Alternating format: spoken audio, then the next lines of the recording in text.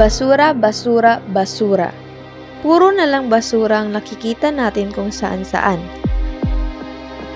Mapaglilid ng kalsada, gilid ng mall, sa mga estero, sa mga parke. Meron at meron ka pa ring mahahagip na kalat na hindi itinapon sa tamang basurahan. Napaka-irresponsable ng mga tao. May itinatawag na nga na segregation, hindi pa rin maitapon ng tama ang mga basura nila.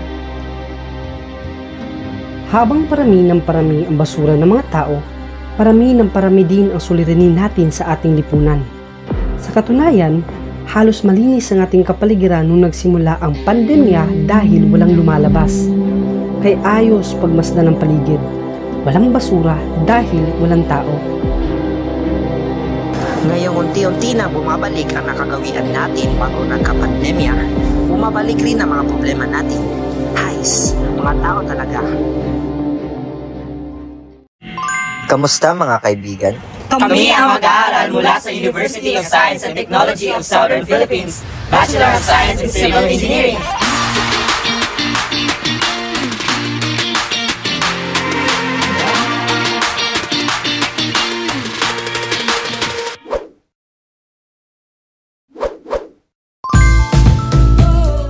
Kamusta guys? Oras sa tingin ay alas 12 ng tanghali, ika-6 ng Hunyo taong kasalukuyan.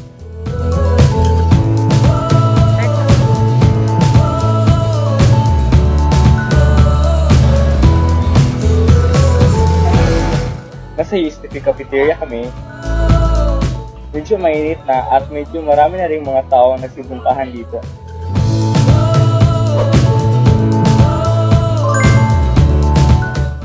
Kakatapos lang namin mag-lunch at tamang-tama dahil ang unang goal natin ngayon ay ang magmasid.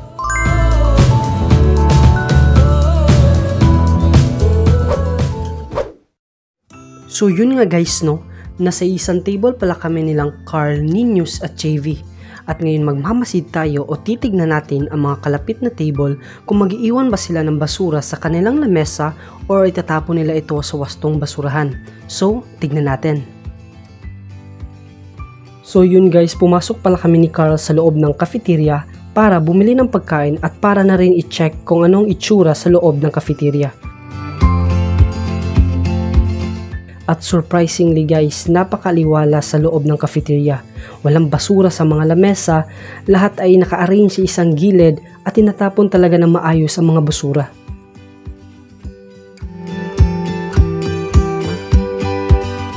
Dito naman sa labas ng cafeteria guys, napakaraming basura na iniwan lang sa lamesa.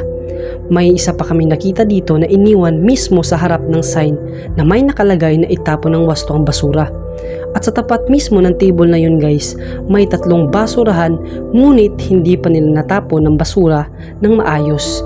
Nakakalungkot lang isipin guys. At tapos paalis na kami ng table namin guys nang may nakita kaming basura na iniwan sa kabilang table. At saka meron 2 basurahan sa paligid namin guys, kaya wala talaga silang rason para iwanan ito at hindi ito itapon sa wastong basurahan. Nakakalungkot isipin na meron pa rin hindi marunong magtapon basura kahit na nasa malapit lang yung basurahan. Umaasa siguro sila sa mga janitor na maglilinis sa mga table. Kahit na may janitor, dapat marunong tayong lahat magtapon ng basura sa basurahan. Kasi what if absent yung janitor? Mag-aantay pa ba sila na bumalik yung janitor at saka linisan ang kanilang lamesa?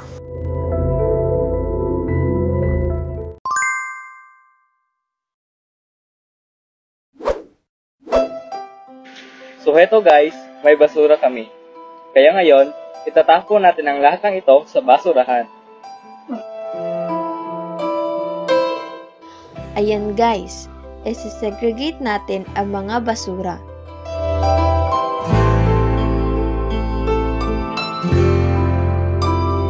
Pag-approve! Since may plastic bottle po tayo, ilalagay natin ito rito. Ang lalagyan na ito, intended to para sa mga plastic bottle na binibili ng mga students sa cafeteria. It's actually good kasi madali na masegregate yung bottles mula sa ibang basura. At as far as we know, ito turn over ang lahat ng ito sa recycling facility.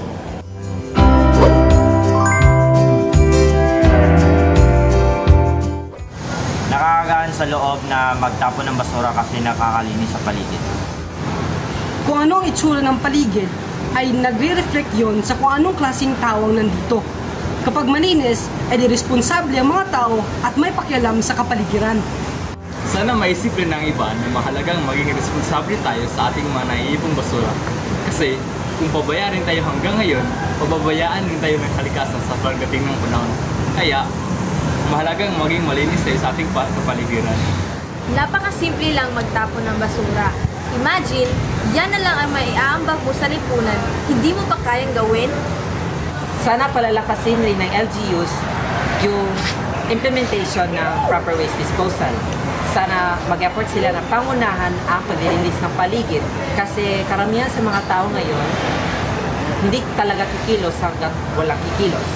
Sana strict sila pagdating sa basura, kagaya kung paano sila strict pagdating sa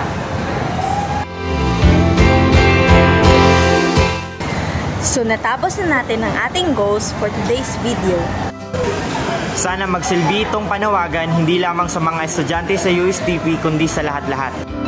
Napaka-importante na magtapon ng basura sa wastong basurahan, guys.